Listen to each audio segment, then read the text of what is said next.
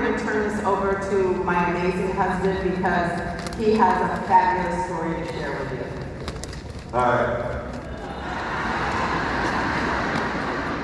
Lord, breathe.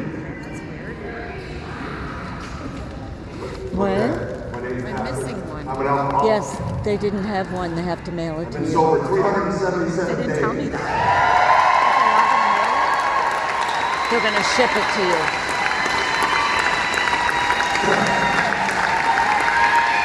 And I believe I think it's the spray. that because I decided I think it's the spray. to have Jesus as my Lord and Savior, I was going to pull it off. Okay? And I also have experienced the very first of many awakened miracles, if you will.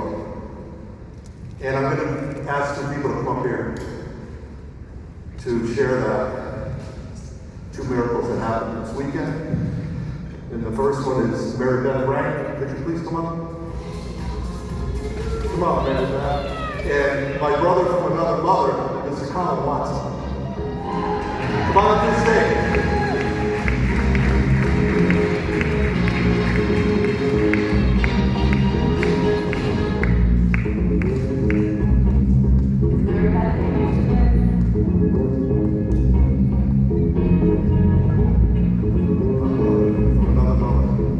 I didn't know this either. Like, I know nothing. I guess you're a little bit. Just keep looking at her. All right, so this is folks. Hold on. I met Mary Beth for the first time in the lobby on Thursday. And I'm going to let her, in her words, what she said to me and why. And let me know if you think this is a miracle. Go ahead. Wow, I did not anticipate this, but Neither did I. I am thankful to be here. And when this company first started, it was in August, and I saw some things start to happen online. I had hurt myself at work. I'm a nurse. I had some time to sit there and kind of see everything that was going on. I knew the four master distributors. I did not know y'all personally, but I knew you from a different company. And Patrick just put, there was some post about the fact that he had been sober for a certain amount of time at the time. And I said, I'm not a drinker, and that's because the Lord is in my life as well. And I said, I want to pick him as my master distributor, even though I know all the distributors were, I could have done amazing things with those people, but I just knew I needed somebody to hang out with at events, and I chose Patrick and Kelly because of that. And I'm frankly blessed to be here and part of their team.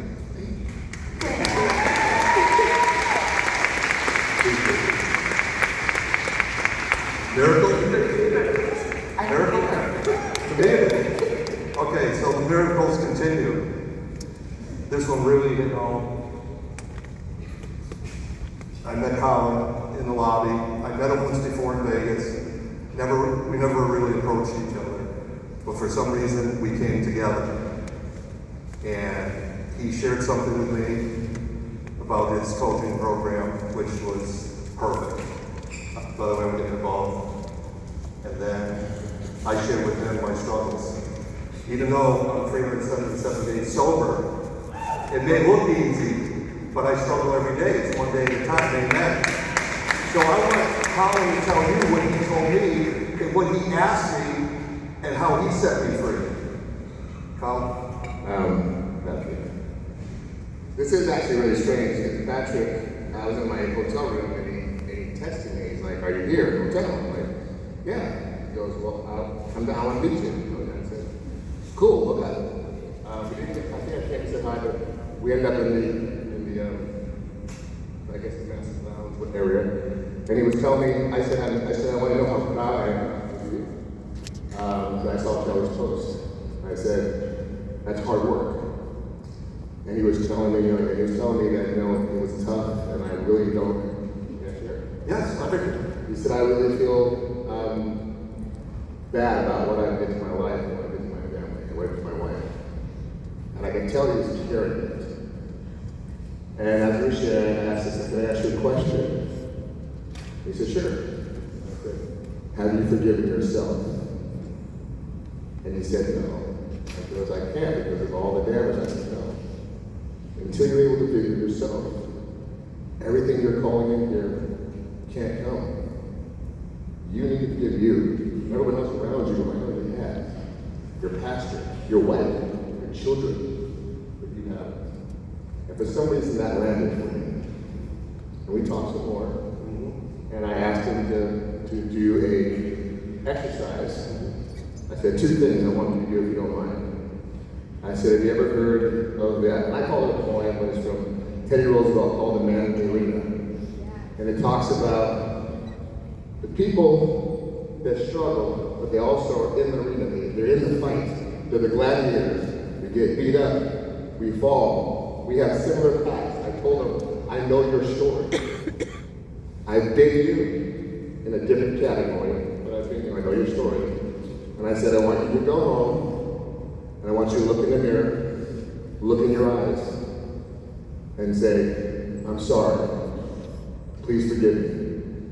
I love you. And thank you.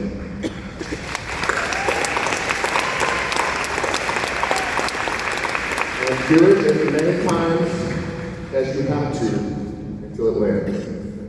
Don't believe it. And don't carry the shame. And one of the things I said, also, you're carrying, but you think you're carrying shame doesn't belong to you. You have guilt, you have regret. Guilt means I did something bad. Regret is I did something bad. Shame is I am bad. I said, are you a bad person? He said, no. Does anyone in your life think you are a bad person? Aaron, He said, do you want this? that shame is not yours. It does not belong to you. You can have some regret, right? You can feel a little guilty. You can repair that, but you're not allowed to carry around shame.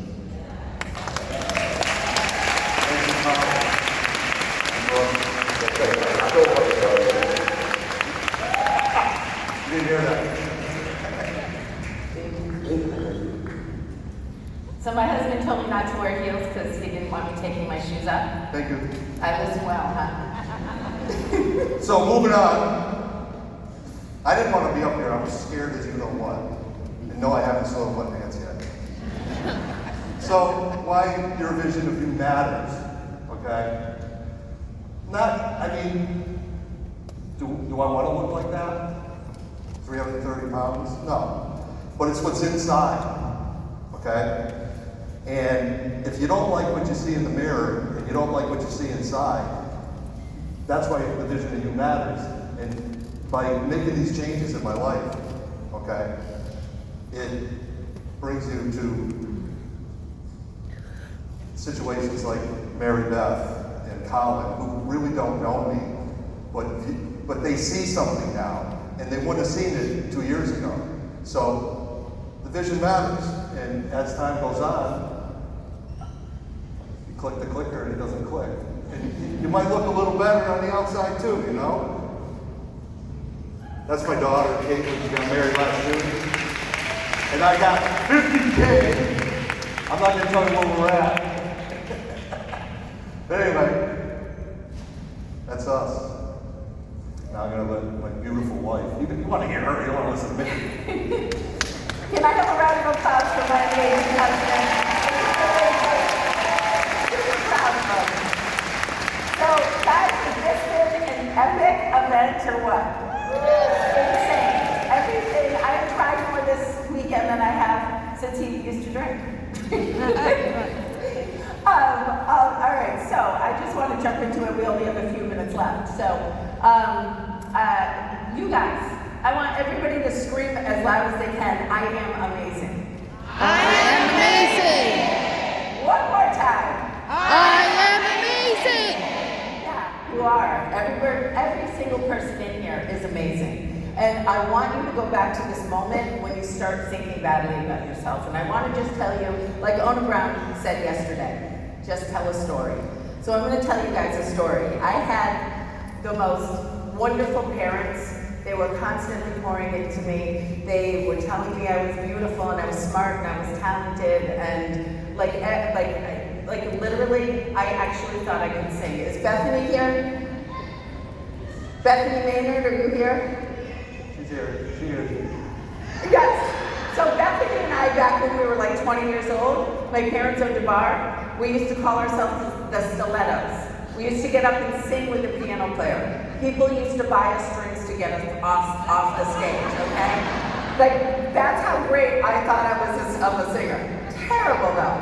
My husband, his nickname for me is Elaine because of the way I dance. But I really thought I could sing and dance. Drawing.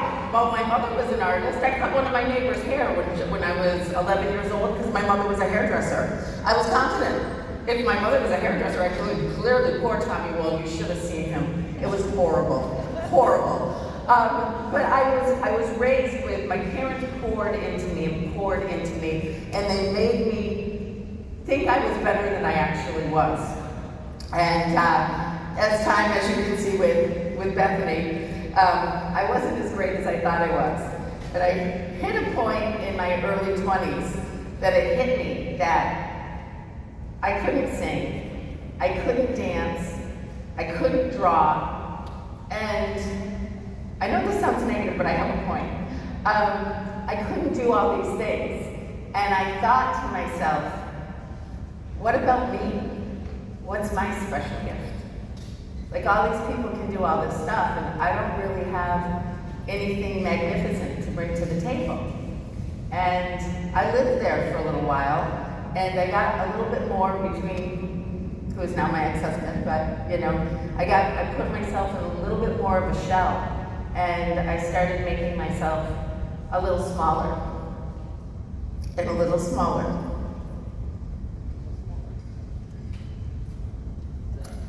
Yes, I do. I got this. So you know, you back yourself into a corner, and you start believing that you're not enough. Well, time goes on.